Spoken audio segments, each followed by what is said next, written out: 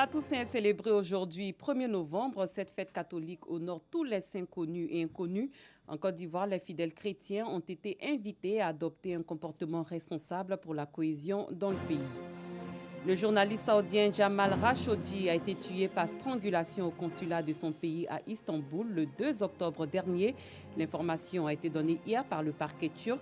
Le journaliste, très critique à l'égard du prince héritier saoudien, vivait en exil aux États-Unis depuis 2017. Bonsoir et merci de suivre le 19h. Les prix sur le marché international du gasoil et du pétrole lampant ont connu une augmentation. Cela devrait entraîner une hausse substantielle des prix à la pompe du gasoil et du pétrole lampant.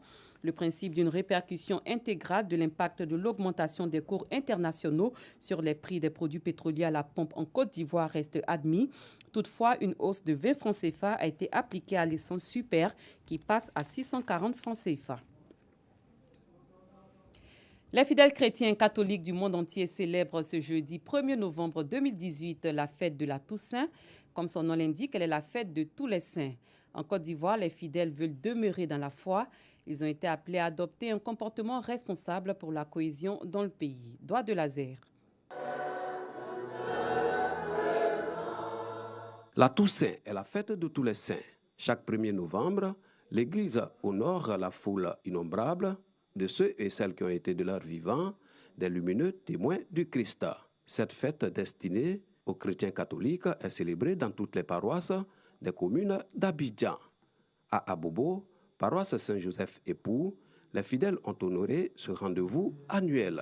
Le curé de la paroisse exhorte les chrétiens catholiques à être à l'image de Dieu pour mériter le paradis. Nous célébrons aujourd'hui l'Église du ciel, l'Église triomphante.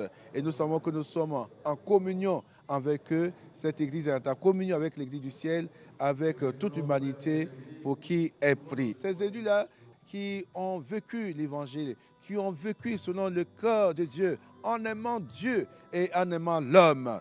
Et ce n'est pas le tout.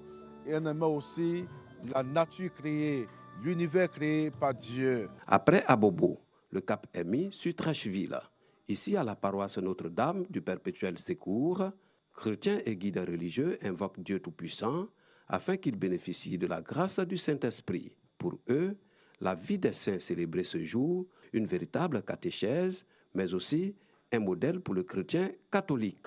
Le Saint-Esprit qui donne l'inspiration, qui donne le discernement, qui donne la sagesse, qui donne l'intelligence. Et c'est lui qui nous conduit à produire les fruits du partage et de la solidarité. Le chrétien, de fait, par sa volonté et par son baptême, doit pouvoir exprimer ces valeurs-là dans tous ses engagements et dans ses responsabilités. Par notre foi, nous sommes certains qu'un jour nous irons au ciel, nous allons découvrir le visage de Dieu.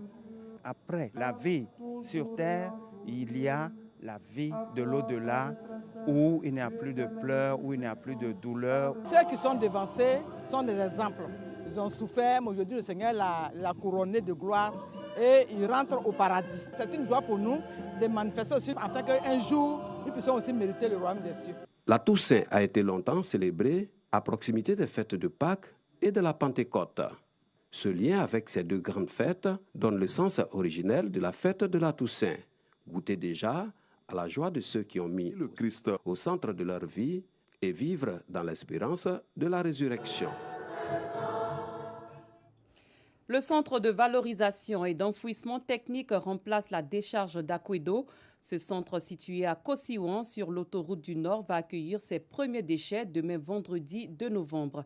Il devrait permettre d'assainir le cadre de vie des populations à travers la valorisation des ordures. Dangui nous donne plus de détails sur les enjeux de ce nouveau site. Décharge d'Akwedo, le site grouille de monde. Ce sont peut-être les dernières images d'activité sur cette décharge. Après avoir accueilli les ordures d'Abidjan pendant plus de 50 ans, la décharge d'Akwedo ferme le 15 décembre prochain. Une mauvaise nouvelle pour la plupart des gens ici. Mon mari ne vit plus. Je viens faire ça là pour me débrouiller. Je suis là attendu qu'ils vont fermer. En tout cas, je ne sais pas comment on va faire. Ils vont faire bientôt, ça aussi c'est du zile. C'est du zile.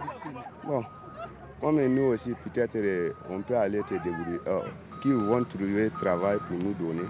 Les riverains, eux, attendaient l'heure de la fermeture de cette décharge il y a très longtemps. Nous souhaiterons qu'on enlève la décharge ici, ça nous fera plaisir. Pourquoi? Parce que d'abord à cause de l'hygiène et puis les odeurs qui nous fatiguent, surtout avec les maladies, on a des enfants. Pour la population, c'est-à-dire ceux qui vivent dans ce secteur-là, ça serait bon, c'est quelque chose à louer.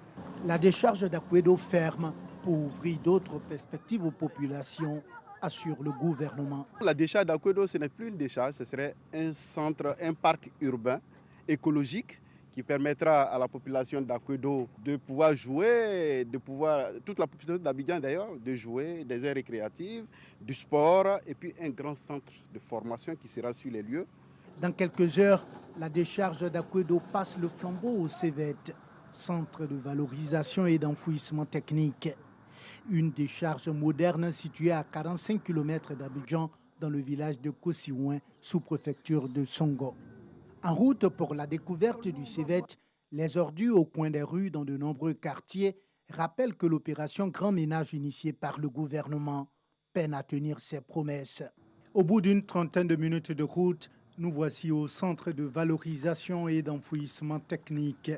Superficie du site, 100 hectares, est toujours en chantier. Mais avec ce premier casier déjà prêt, cette infrastructure moderne de traitement écologique des déchets solides ménagers et assimilés est prête à recevoir plus de 350 camions et plus de 4500 tonnes d'ordures par jour, dès ce 2 novembre à minuit. Le premier camion, il arrive, il passera par le pont bascule. Et là, il fera une pesée avec un contrôle de la nature, de la dangerosité du déchet. Ensuite, il viendra par cette voie, et il va passer par cette voie et déverser là-dedans. Et une fois qu'il est déversé, il ressort. Et à l'intérieur, vous avez vu ces engins-là qui vont prendre les déchets, les étaler. Et nous aurons la couverture de la terre végétale là-dessus pour éviter les envols, les odeurs et tout ça. À terme, il s'agira de valoriser et de rentabiliser les ordures, selon l'entreprise en charge de l'exploitation de ce site. Les ordures arrivent, on dépose des ordures, on fait le traitement de l'eau et après, on commence pour faire une exploitation de les petits puits comme l'autre qui est là, de captation de biogaz. Après cette biogaz, on peut transformer ça en électricité et courant pour cet petit village et pour l'autre village qui sont à côté des centres. Le centre de valorisation et d'enfouissement technique et le dispositif de collecte ou de ramassage d'ordures qui l'accompagne inaugurent un nouveau schéma de gestion des ordures ménagères dans le district d'Abidjan. Les populations invitées à jouer le jeu. Pour que la collecte soit optimisée, tous les habitants sauront que tel jour, les camions passeront de telle heure à telle heure et cela permettra de mettre les déchets à leur disposition. Le respect des horaires aussi, ça permet d'assurer la propriété. Le CEVET a une capacité de stockage de 7 tonnes. Son exploitation se fera progressivement par le remplissage de casiers en constituant des couches successives d'épaisseur 1,5 m.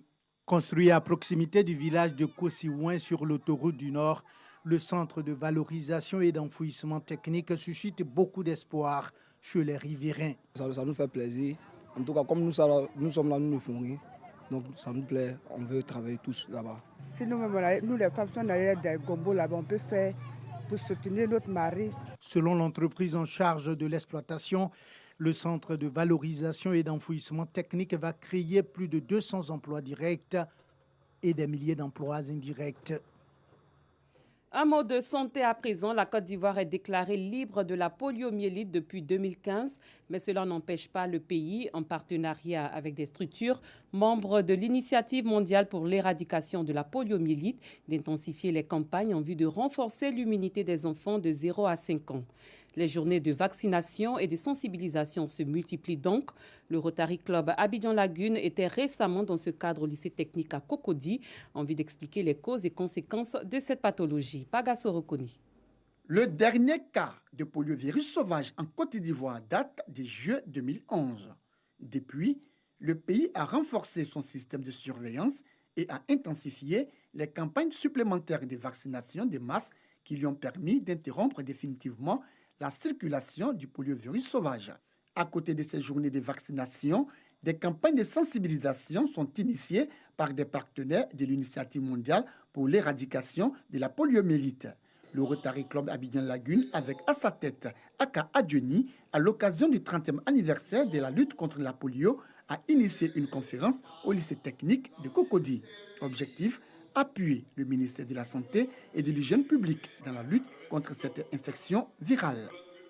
Pour le Rotary Club Abidjan Lagune et pour le conférencier Dr Koulibaly Abdourahmane, lui-même porteur des séquelles de la poliomyélite, il s'agit de sensibiliser responsables, encadreurs, éducateurs et élèves du lycée technique de Cocody sur les germes responsables de cette maladie, les voies de contamination, le parcours du germe dans le corps, les principaux signes de la maladie et le traitement. Le tout en vue de lutter contre la réintroduction du poliovirus sauvage.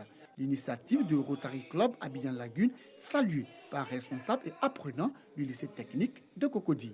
Les responsables du Rotary Club Abidjan Lagune entendent multiplier ces actions de haute portée sociale dans les différentes communes du district d'Abidjan.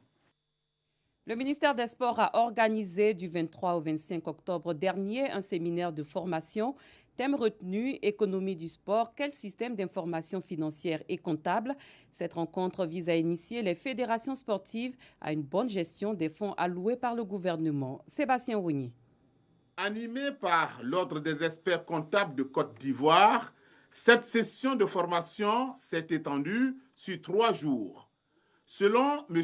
Alayao François, directeur de cabinet, représentant le ministre des Sports, Paulin-Claude Daon, s'exprimant à l'ouverture, a expliqué que cet atelier est organisé pour donner une base cohérente, un référentiel de suivi des moyens qui sont mobilisés et mis à la disposition des associations sportives. Il s'agit pour la tutelle de créer les conditions d'une bonne utilisation de la dépense publique mise à la disposition des fédérations sportives.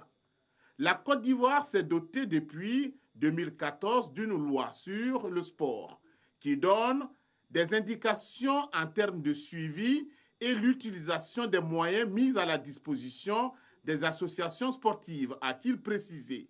Quant à M. Kona Désiré, formateur, il a indiqué que ce présent séminaire donnera plus de visibilité aux fédérations sportives. Nous voulons aider les fédérations sportives à plus de visibilité et plus de transparence dans leur gestion à l'égard des bailleurs de fonds. L'État ne peut pas financer seul le sport, a-t-il indiqué aux séminaristes. Les bases de l'obligation comptable, l'organisation administrative et comptable, les outils et documents comptables ont été au menu de ce séminaire qui s'est déroulé aussi bien en plénière qu'en atelier. Ailleurs, le journaliste saoudien Jamal Khashoggi a été tué par strangulation et son corps démembré au consulat de son pays à Istanbul d'une manière préméditée. C'est ce qu'a affirmé le parquet turc mercredi. Ankara regrette un manque de coopération de Riyad dans l'enquête. Le journaliste saoudien était très critique à l'égard du prince héritier saoudien Mohammed Ben Salman. Il vivait en exil aux États-Unis depuis 2017 et s'était rendu au consulat pour des démarches administratives. Pagaso Rokoni. Le journaliste saoudien Jamal Khashoggi a été tué par strangulation et son corps démembré au consulat de son pays à Istanbul d'une manière préméditée, selon le parquet turc ce mercredi. Ankara regrettant un manque de coopération de Riyad dans l'enquête. Le parquet d'Istanbul a révélé ces détails sur le meurtre perpétré le 2 octobre dans un communiqué publié quelques heures après le départ du procureur saoudien Saoud Ben Abdallah Al-Moujab à l'issue d'une visite entamée dimanche en Turquie et qui n'a permis aucune avancée sur 2 points clés de l'enquête. Identifier les commanditaires du meurtre et ce qu'il est advenu du corps. Le procureur d'Istanbul confirme ainsi pour la première fois des informations publiées depuis plusieurs semaines dans la presse turque sur les détails du meurtre. En insistant sur le caractère prémédité du meurtre et des façons dont les tueurs se sont débarrassés du corps, Le procureur démonte la version initiale des autorités saoudiennes selon laquelle Khashoggi a été tué lors d'un interrogatoire qui a mal tourné. Riyad a fini par admettre du bout des lèvres que le meurtre était prémédité, mais seulement en se basant sur les éléments d'enquête fournis par les Turcs. Jamal Khashoggi, un éditorialiste saoudien collaborant notamment avec le Washington Post, a été tué par un commando saoudien dans le consulat de son pays à Istanbul après s'y être rendu pour des démarches administratives. Fin de ce 19h. Merci de votre attention. Passez une très bonne soirée. Les programmes continuent sur RTI2.